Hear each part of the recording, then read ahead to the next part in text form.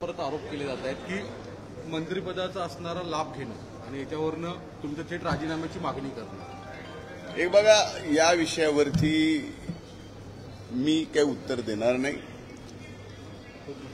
माननीय अंजली दमानिया या स्वतः आदरणीय उपमुख्यमंत्री अजितदादा पवार साहेबांना भेटल्यात आणि त्यांना जाऊन भेटून ज्या कागदपत्रासहित त्या भेटल्यात त्यावरती माननीय उपमुख्यमंत्री अजितदादा आणि माननीय मुख्यमंत्री देवेंद्र भाऊ आणि उपमुख्यमंत्री अजितदादा यावरती स्पष्ट उत्तर देतील आणि ते उत्तर त्यांनीच द्यावं अशी माझी सुद्धा या ठिकाणी इच्छा आहे। मुद्दा क्रमांक 2 की तुम्ही ज्या राखेच्या संदर्भात 2006चा सुप्रीम कोर्टाचा GR जर पाहिला, थर्मल पॉवर स्टेशनची राख म्हणजे प्रत्येक थर्मल पॉवर स्टेशननी केलेला तो कचरा आहे आणि तो कचरा थर्मल पॉवर स्टेशननी स्वतः पैसे खर्च करून उचलला गेलाच पाहिजे, हा सुप्रीम कोर्टाचा निर्णय आहे। आणि अशा निर्णयाच्या बाबतीत हे डायरेक्ट सरकारशी संलग्न नाही, महानिर्मिती एक वेगळं मंडळ आहे, त्यामुळं मूलतः याच्याशी प्रॉफिट ऑफ बेनिफिटचा विषय कुठे येत नाही। पलीकडे आणखीन काय विचारायचं?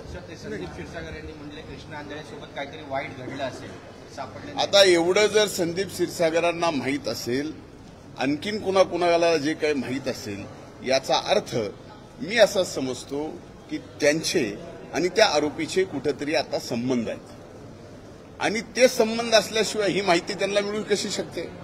जी माहिती त्या कृष्णाला काय झालंय काय नाही झालंय याची पोलिसांना माहिती नाही, तुम्हाला माहित नाही, म्हणजे तुमचे एवढे मायक्रो कॅमेरे त्याला माहिती नाही, तर त्याला कशी माहिती असू शकते?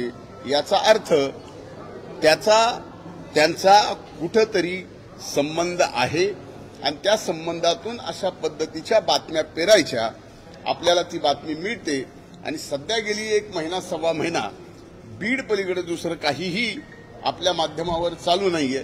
म्हणून माझी आपल्याला हात जोडून कळकळीची विनंती आहे, या माध्यमांच्या बाबतीमध्ये संबंध बीड जिल्ह्यामध्ये लोकशाहीचा चौथा स्तंभ म्हणून जो मान आदर, जो रुतबा आजही आहे, ते कुठेतरी हळूहळू कमी होत चाललं आहे। एक मला पूर्ण बोलू द्या आता।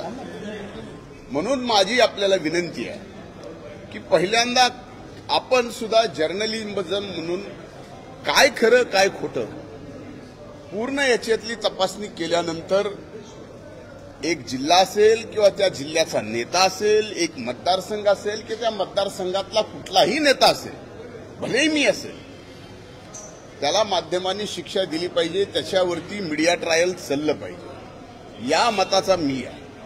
पण ज्या संतोष देशमुखची ज्यांनी निर्गुण हत्या केली त्या हत्येकरांना फास्ट ट्रॅक कोर्टामध्ये नेऊन फासावर घातलंच पाहिजे, या पहिल्या दिवशीच्या भूमिकेत आणि आज माझ्या भूमिकेत कसलाही बदल नाही।